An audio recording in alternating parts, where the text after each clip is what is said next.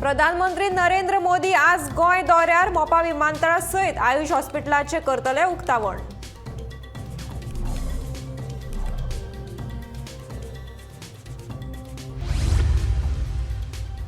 वकिलाचेर हल्लो करपी पुलीस अधिकाऱ्यांक सोमतोच करात निलंबित, काँग्रेस आमदार कार्लोस फेरेराची मागणी।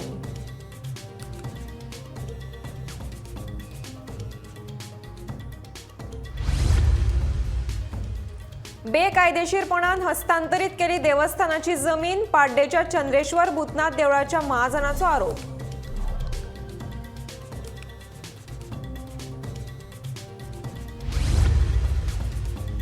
जाराप रेल्वे स्टेशन जावन रावला कोळसो हब, धोकोदायक पद्दतीन जाता कोळशाची हाताळणी।